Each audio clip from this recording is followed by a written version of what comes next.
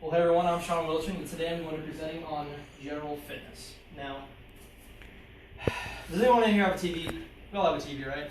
Alright, well, if you have a TV, then you've probably seen on infomercials late at night or in the morning where you have, those belts that you put on your abs that work your abs, and you get, you eat nothing but junk food and you get abs in a week and all that stuff. You've heard all about that. It's all marketing. It sucks. But I'm not going to talk about any of that today because none of it works, okay? We're just going to talk about what works. Now, first of all, before I start off my presentation, I'm going to ask this. Does anybody in here ever feel tired or sluggish a lot of the time or some of the time? I mean, I know I have. And if you said yes to that, then you may possibly be part of the 34.9% of obese Americans who, most of them, due to time constraints, don't work out. And that percentage doesn't even include the Americans who are in decent shape but are just kind of out of shape and they just don't like to work out. So with that account, it's probably a higher percentage. But just a little background about me.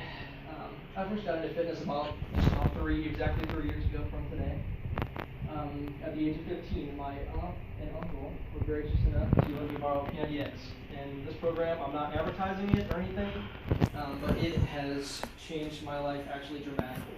Since then, I've lived pretty much a healthier lifestyle ever since, and it's just changed my whole outlook. These pictures, this one was taken in June of 2011, and obviously you can't really tell because my shirt's not off, but I was not in great shape. I was not overweight, but I was not in great shape. And this is a year later. I actually started working the February after this year, and this was in July of 2012, and obviously I was in much better shape than I was in that picture. Now, what is fitness? Fitness is basically maintaining a healthy body weight and a healthy proportion of fat to muscle. Now, there are three parts of a well-rounded fitness regimen, and that's weightlifting, cardio, and yoga. Now, yoga, a lot of people dispute that you don't really need it, and to some extent I do agree, but it is very helpful, I've come to find. Now, let's start by talking about weightlifting. Now, weightlifting, what is weightlifting?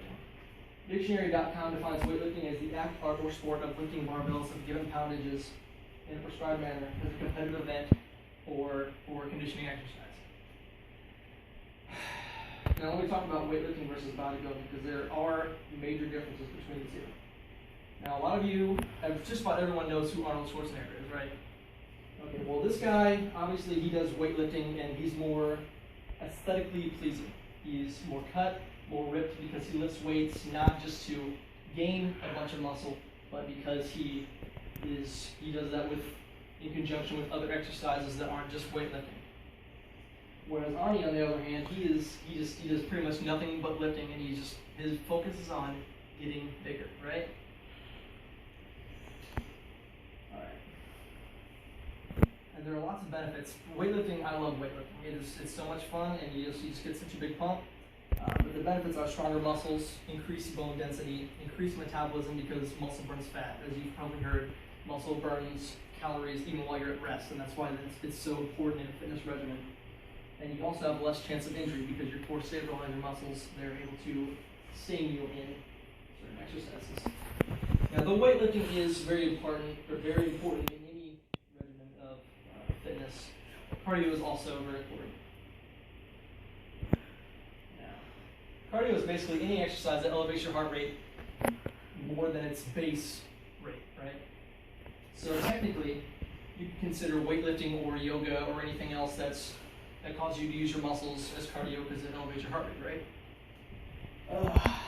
Now here's a fun one. It's the difference between high-intensity interval training and traditional cardio. Now, high-intensity interval training is super fun. It's because it's never boring and you're always doing something different. You can do it with anything. You can do it with swimming, with running, with just walking down the street. You can do it with anything. So the difference between the two is, sprints. Let's say sprints for high-intensity interval training. That's a popular one where you run as hard as you can for maybe 20 seconds and you rest for 40 seconds.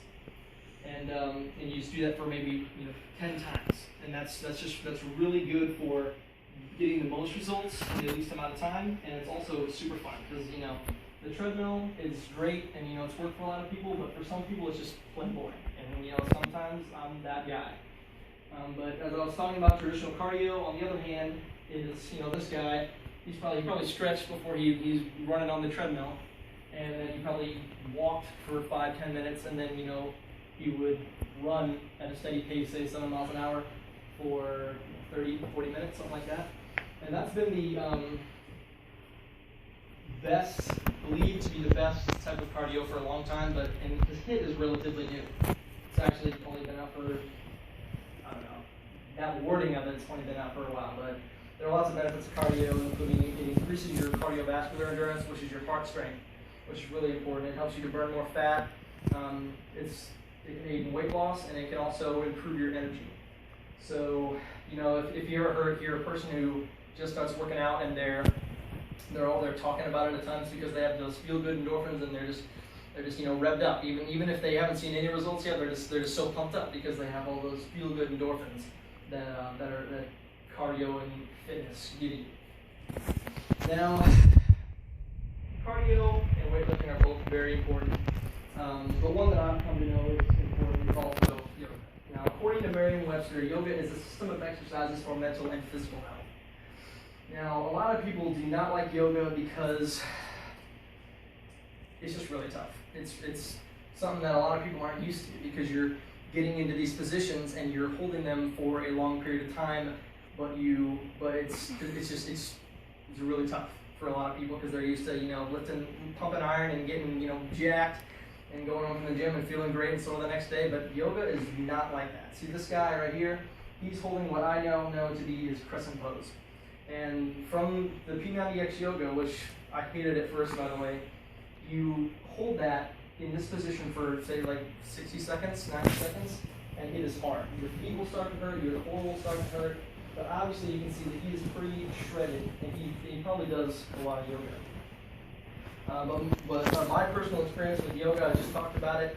When I first started, I couldn't do half the things any of the people in the videos were doing. I mean, they were doing all these crazy things, and I was falling over and having to take a break and pause it all the time. But after a couple of weeks of doing it, I noticed that my endurance and flexibility and performance in the other aspects of the other workouts had improved. So, for instance, I could do more pull-ups, I could do more push-ups. My cardio was a lot higher. It was just a complete transformation.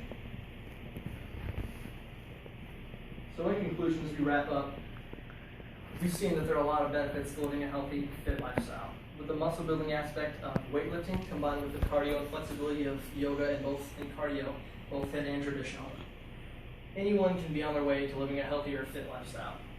So if you're one of those people who in the beginning said that they're feeling tired or sluggish all the time, or some of the time, then these three components of a fitness regimen, weightlifting, cardio, and yoga, can help you be on your way to building a better you.